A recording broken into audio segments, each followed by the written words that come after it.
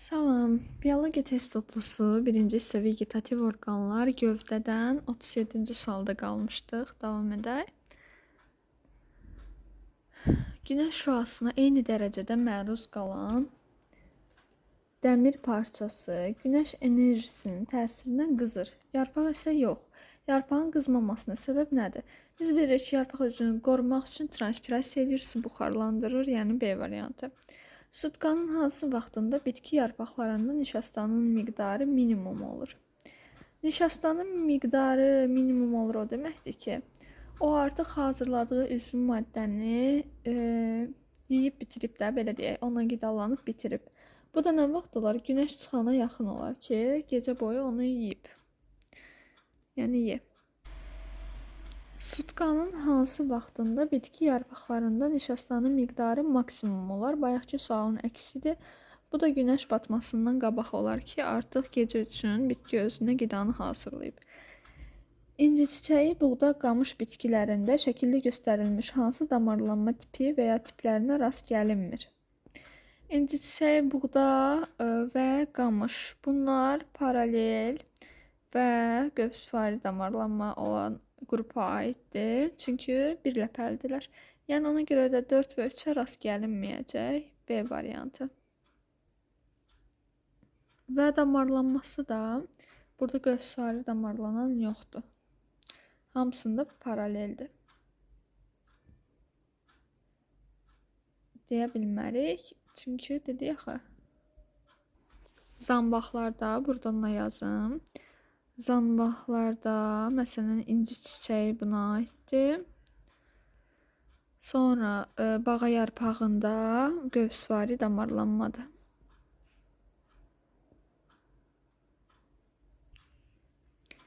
Qırx birinci sual. Palıd yarpağının şəkildə göstərilən hissəsində hansı toxuma qrupu yoxdur? Şəkildə görünən hissəsi, göstərilən hissə damarı göstərib. Deyəsən, burada kiçik ox kimi işarə ilə ağ rəngdə. Belə deyəsən, damarı göstərib. Damarı göstərdiyi üçün damarda da, damarın ətrafı bilirik ki, liflərdir. Bu hissə, elə xətti çəkdiyim hissədə liflərdir. Liflər mexaniki toxumadır, ona görə mexaniki getdi. Sonra burada ötürücü toxumadır. Bu ələyə bənzər borudur. Kənarındakılar isə digərləri, yəni ksilema borulardır və onlar da ötürücü toxumadır. Ona görə ötürücü də getdi. Qaldı A, D və C. Əgər bu damardan yalnız bəhs edirdisə, yəni bu işarə olsaydı, damarda həmçinin yalnız bu ötürücü və mexaniki toxumaydı. Başqa bir toxuma qrupu yox idi. Ona görə də deməli ki, bütöv yarpaqdan bəhs edir. Orada əsas toxuma da var, örtük toxuma da var. Törədici toxuma isə yoxdur. Yəni C variantı. Özək şüaları yerləşir yalnız özək və oduncaqda. Bilirik ki, özək şüaları özəkdən qabığa qədər olur. Yəni özəkdə, oduncaqda, kambidə, qabıqda. C variantı. Qovuqlu bitki haqqında fikirlərdən hansılar doğrudur? Birincidən gövdə yarpaq və kökə malikdir. Kök yox idi, ona görə birinci getdi, səhvdir. İki növ vegetativ orqana malikdir. Onun həm yarpağı var, həm də gövdəsi var. Amma gövdəsi şəkli dəyişib sap şəkillidir. Yarpağı isə çevrilmişdir tutucu orqana. Yəni ki, həqiqətən də iki növ vegetativ orqanı var. 2 doğrudur. 3-ə baxaq. Həm avtotrof, həm də heterotrof qidalana bilir. Bu da düzdür. O saplağı vasitəsilə avtotrof qidalanır. Tutucu orqanı vasitəsilə isə heterotrof qidalanır. Yalnız avtotrof qidalana bilir, getdi. Gövdəsi şəklini dəyişərək qovuq formasını almışdı. Bəli, adlandırılmasının gövdəsi yox, yarpağı şəklini dəyişib. Gövdəsi axı dedik, sap şəkillidir. Ona görə bu da getdi. Amma o düzdür ki, əgər desəydik ki, yarpağı şəklini dəyişərək qovuq formasını alıb tutucu orqana çevrilib, bu düz olardı. Ona görə də elə qovuqlu bitki adlanır. Qovuqcuqları akasiyanın tikanı ilə eyni mənşəlidir. Qovuqcuqları yarpaqdır. Akasiyada tikanlar isə yarpağın şəkil dəyişməsidir. Bu, yəni hər ikisi yarpağın şəkil dəyişməsi olduğu üçün bu da düzdür. Ümumiyyətlə, tikana çevrilib yarpaqları hansı bitkilərdə? Zirincdə, kaktusda, qara tikanda və ağ akasiyada. Qara tikanın, ağ akasiyanın və zirinc kaktusun yarpaqları tikana çevrilmişdir. 2, 3, 5, 2, 3, 6, 2, 3, 6 cavab Y variantı. 44-də X-i müəyyən edin. Qabığın daxili qatıdır. Qabığın daxili qatı floemadır. Ona görə də 1 gedir bu hissəyə. Qabığın qatı olmadığı üçün oduncaq. Qabığdan daxili hissədə yerləşsə də qabığın bir hissəsi olmadığı üçün ortaya yaza bilmərik. 2-də kombi hüceyrələrinin bölünməsi nəticəsində yeni hüceyrələri yaranır. Burada hər ikisinin, yəni X-a gedə bilir. 3-ə baxaq. Buradakı borularla üzvü maddələr hərəkət edir. Bu floemada baş verirdi. Ona görə yalnız bura gedəcək. Amma oduncaqda bilirik ki, borucuqlar olurdu. Oduncaq borucuqları olurdu. Və orada istisna hallarda, erkən yazda üzvü maddədə hərəkət edə bilirdi. Ona görə 3-ü də ortaya yaza bilərik. Lifləri var. Liflər, oduncaq lifləri də var, floema lifləri də var. Ona görə 4-də bura aiddir. İllik halqalar müşahidə olunur yalnız oduncaqda. Yəni burada cavab 2, 3, 4 oldu, amma 2, 3, 4 deyə bir cavab yoxdur. Ona görə də məcbur 2, 4-ü seçirəm. 45-də küləksiz və kölgəlik ərazilərdə bitən ağacların yarpaqları bir qayda olaraq iri və enli olur. Bu uyğunlaşma nə ilə əlaqədardır? Burada buxarlanma az olur. Amma yenə də variantlara baxaq. Ondan sonra təyin edək cavabı. Su itkisini azaltmaq üçün, su itkisi zaten az olur burada, onun əlaqəsi yoxdur. İşıqdan daha yaxşı istifadə edə bilmək üçün, bəli, əgər kölgəlikdirsə, daha böyük yarpaq olmalıdır ki, o işığı tuta bilsin. Ona görə də 2 olar. 3-də oksigenə olan ehtiyacı ödəyə bilmək üçün. Oksigenin olan ehtiyacı ödəyə bilmək üçün əslində götürə bilərdik. Nəyə görə? Çünki küləksiz deyil. Külək düşünə bilərsiniz ki, götürə bilmərik bu arada, sadəcə yəni deyirəm, düşünə bilərsiniz. Düşünə bilərsiniz ki, külək oksigeni aparır və yaxud da gətirir. Amma ki, külək olsa da olmasa da orada oksigen var. Ona görə də bunun da əlaqəsi yoxdur. Yəni cavab yalnız 2 olur, D variantı. 46-da bitkidən qoparılmış yaşıl bir yarpaq işıqlı və açıq havada saxlanılır. Bir müddətdən sonra bu yarpaqda fotosintez prosesi dayanacaq. Bunun əsas səbəbi nədir? Fotosintez prosesinin getməsi üçün nə lazımdır? Su lazımdır, karbon qazı lazımdır, oksigen qazı lazımdır. Və xlorofilin özü də lazımdır. Burada da bir dənə dəyişən nə olacaq? Su artıq hərəkəti baş verməyəcək. Qoparıldığı üçün su hərəkəti olmayacaq və beləliklə fotosintezdə gedə bilməyəcək.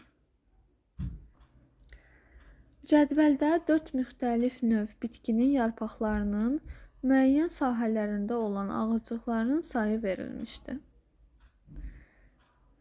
Bu bitkilərin hansı su zambağı, hansı süsən ola bilər? Süsəndə bilirik ki, hər iki tərəfində ağızcıqlar olur. Su zambağında isə yalnız üst dərəcədə ağızcıqlar olur. Ona görə də elə cavabı görürük ki, buradan Y yalnız üst dərəcədə var. Yəni o su zambağıdır.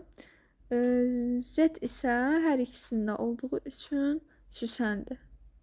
Yəni cavab Y və Z, D variantı. 48-ci sual. Yarpağın daxili quruluşuna əsasən yanlış mülahizəni müəyyən edin. M hüceyrələri arasında hava boşluqları var.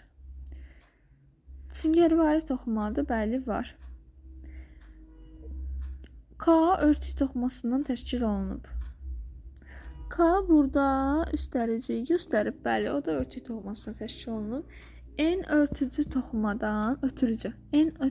toxumadan təşkil olunub. N də alt dərəcəyi göstərir və alt dərəcəkdə ötürücü toxuma yoxdur, örtük desəydi olardı. Ona görə də C-dir cavab.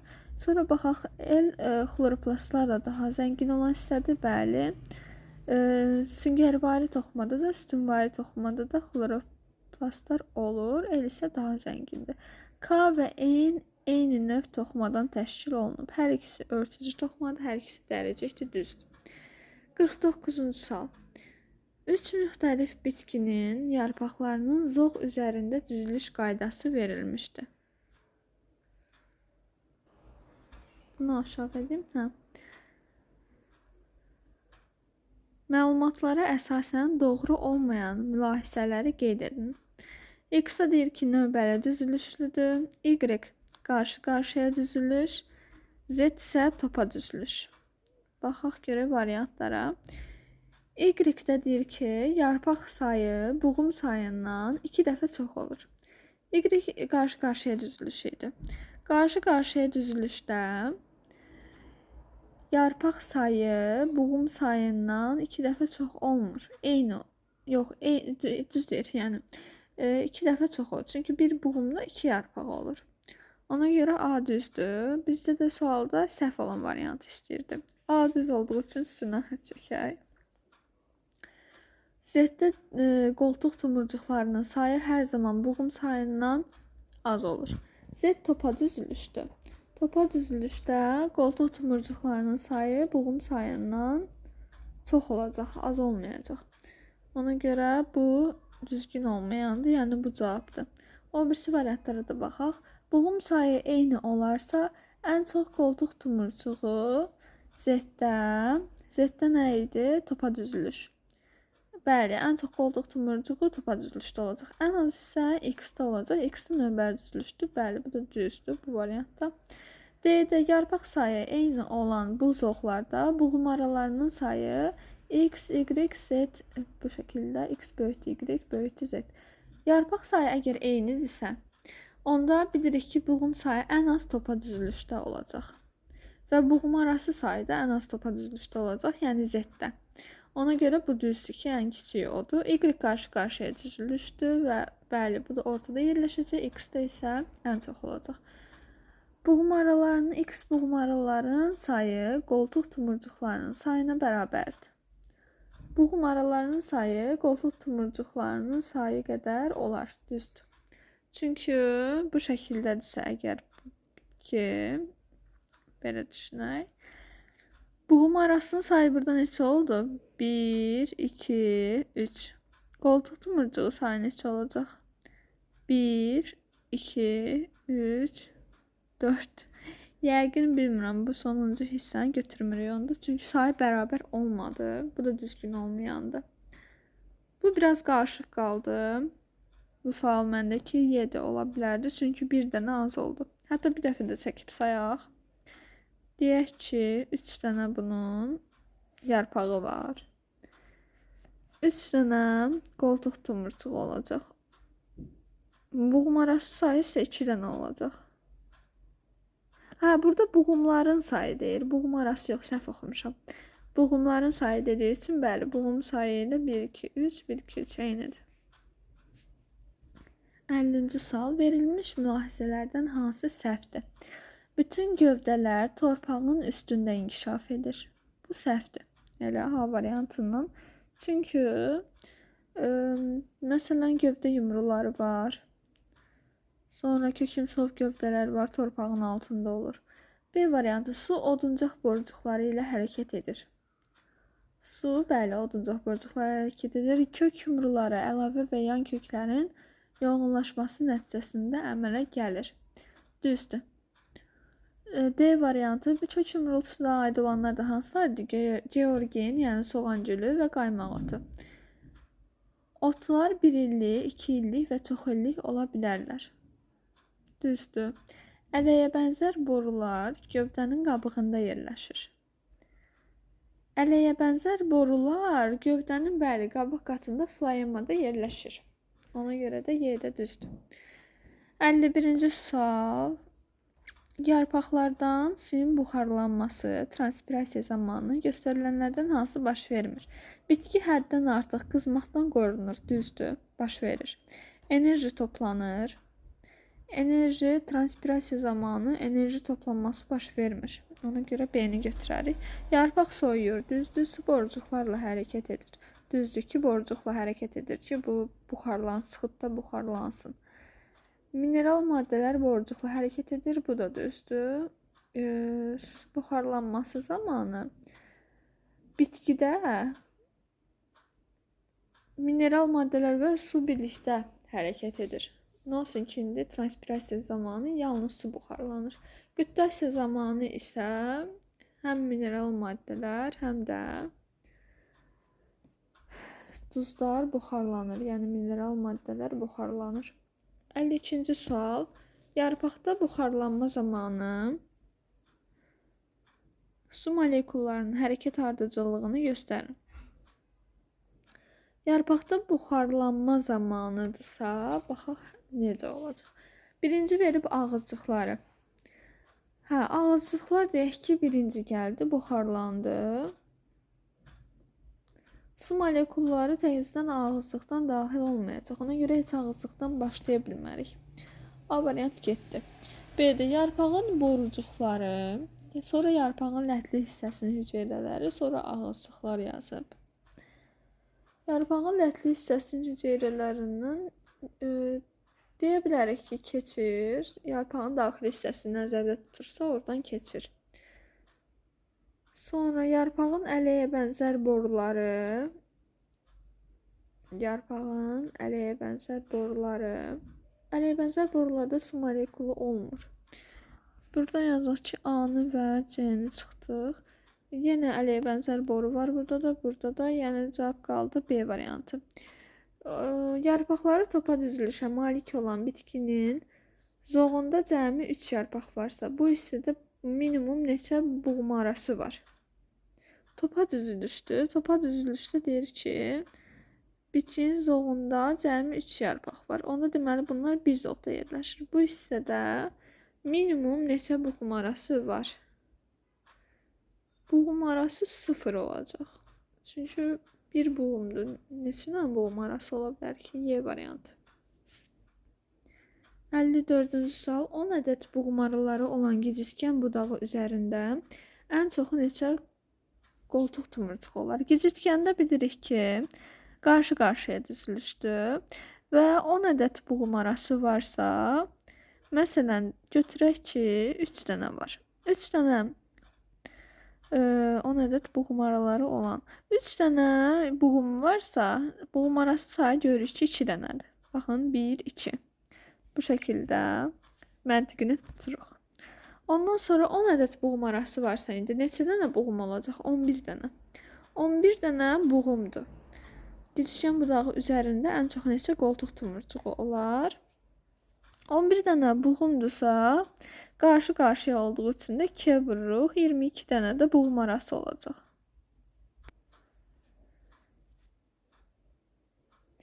Gicitkən budağının bir hissəsində 12 qoltuq tumurcuğu olarsa, bu hissədə ən azı neçə buğum arası var? Deməli, yenə 12 qoltuq tumurcuğu deyirsə, burada 6 dənə buğum olacaq. 6 dənə buğum olan hissədə neçə dənə buğum arası olur? 1 dənə az, 5. Sonra qaranlıqda saxlanılmış bitkinin müəyyən bir yarpaq sahəsində 200 süngər, 300 sütunvari toxuma hüceyrələri və 60 ağızcıq varsa, işıqda həmin sahədə cəmi neçə hüceyrədə xlorofil əmələ gələ bilər?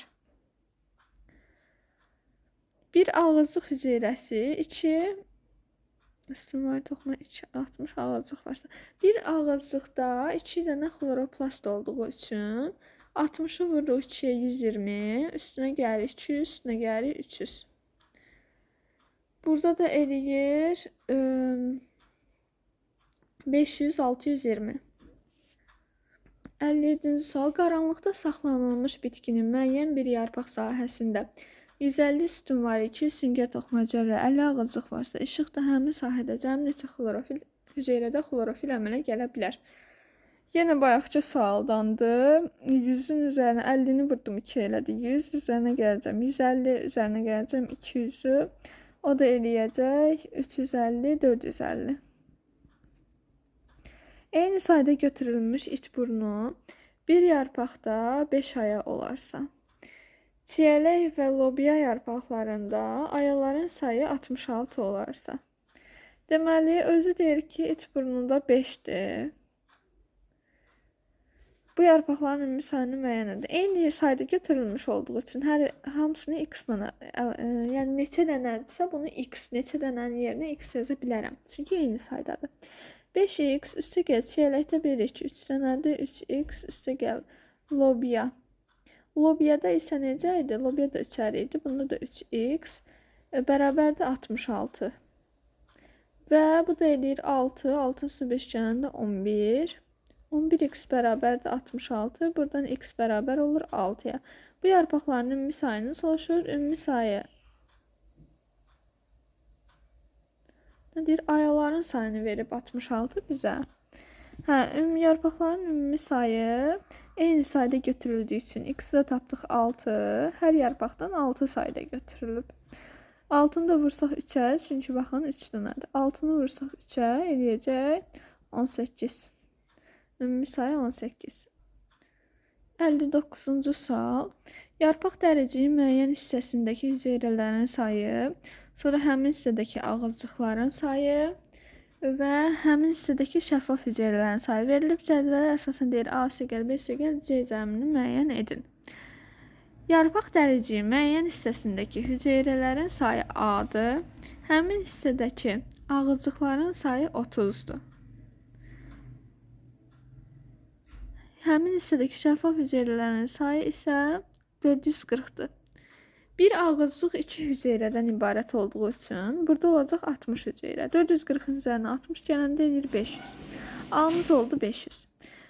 Sonra 720'dən çıxsaq 62 vuranı 120 eləyir axı. 120'ni qalacaq neçə? 600. C-miz oldu 600.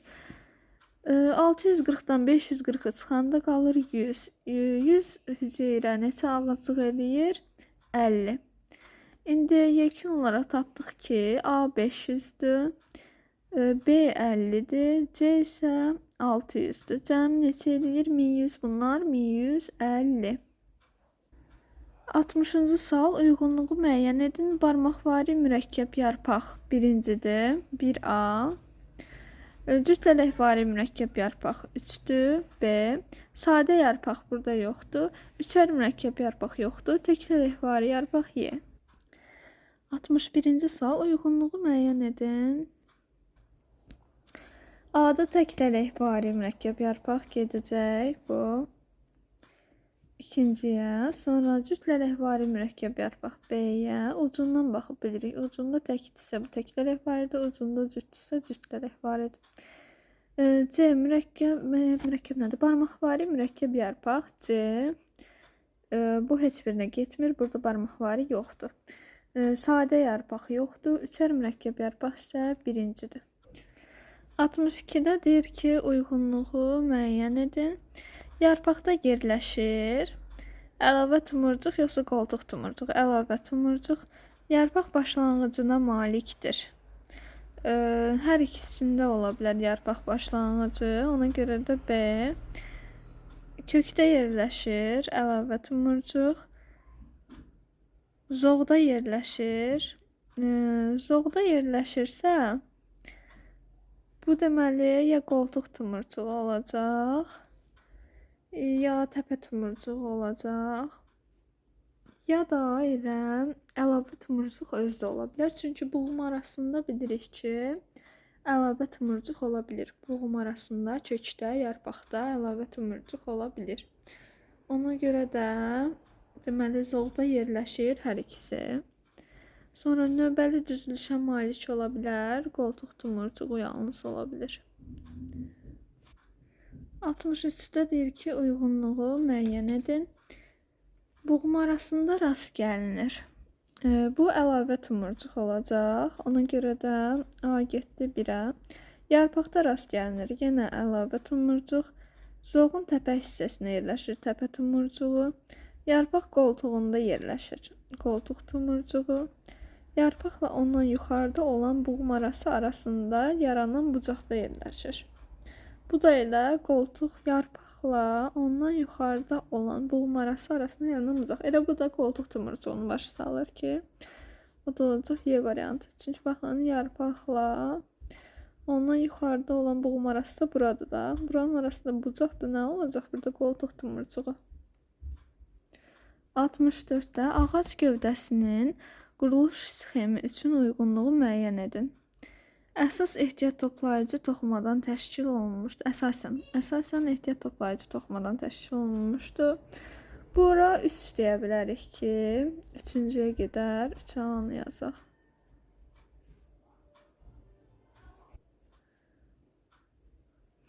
Sonra ələyə bənzər borulara rast gəlinir. Bu qabığın floema qatı olacaq. Yəni bu 1. 1-ə gedir B. Tez-tez mitoz bölünmə baş verir. Kambidə baş verir. Gedir C. Qabığın tərkibinə daxildir. Qabığın tərkibinə daxildir floema. Yəni gedir 1-ə. İllik halqaları əmələ gətirir. Əmələ gətirən kambidir. Harada əmələ gəlir? Hə, oduncaqda. Ona görə də Y. Əmələ gətirən kambidir. Yəni Y deyəndə 2-yə Y getdi. 65-ci sual. Bitki yarpağında işığın təsiri ilə nişastanın əmələ gəlməsini sübut edən təcrübənin mərhələlərinin düzgün ardıcıllığını müəyyən edin. Bitkini 8-10 saat günəş və ya lampa işığında saxlamaq, qara kağızı çıxarıb yarpağı qaynar suya salmaq. Birinci, bitkini qaranlıqda saxlayarıq ki, görək qaranlıqda saxlayanda nə olur? Ona görə də altını yazaq birinci. Sonra yarpağı spirtə salmaq var burada. Yarpağı suda yuyub üzərinə zəif yod məhlulu əlavə etmək. Bitkini hər hansı bir yarpağını hər iki tərəfdən qara kağızla ilə örtmək lazımdır ki, onun yalnız müəyyən hissəsi görünsün. Bu artıq işığa çıxardıqdan sonra olur. Yəni 6-dan sonra 1 olacaq, işığa çıxarırıq. Sonra hər hansı bir yarpağını götürərik, örtərik ki, yarpağın deyir ki, hər hansı bir yarpağını hər iki tərəfdən qara kağızla örtmək lazımdır ki, onun yalnız müəyyən hissəsi görünsün. Həmən müəyyən hissəsindən nişasta hazırlanacaq, qalan hissədə hazırlanmayacaq. Ona görə də 3-ü bura qoydum. 3-dən sonra artıq yoxlama hissəsidir. Yoxlama hissəsində qara kağızı çıxarmalıyıq birinci. Ona görə də 2-ni yazırıq. Qara kağızı çıxarıb yarpağı qaynar suya salırıq. Yarpağı suda yuyub üzərinə zəif yod məhlulu əlavə etmək yazılıb. Yarpağı spirtə salarıq birinci. Sonra da yod məhlulu vurarıq ki, ona mikroskopda baxa bilək. Bir də bir dəqiqə, mən burada 6-1-3 dedim də. Bitkini birinci günəş işığı altında saxladım, sonra qara kağızla örtdüm. Amma bunun yeri dəyişik olmalıdır. Yəni 6-3-1 deməliyik. Niyə? Çünki axı bitkini artıq günəş işığı altında saxladıqsa, bəs onu nəyə qaranlıqda saxlamışdıq? Qaranlıqda saxlamışdıq ki, bütün hazırlanan nişasta bitsin. Bütün hazırlanan nişasta bitdikdən sonra artıq onu günəş işığına qoymamış, təcrübəni yoxlamaq üçün onu yarpağın bir hissəsini örtmüşdük axı. Birinci onu örtməliyik. Ona görə də belə olacaq ki, 6, 3, 1, 2, 5, 4. Vegetativ orqanlardan gövdə hissəsi artıq bitdi. Gələn videolarda görüşərik. Sağ olun.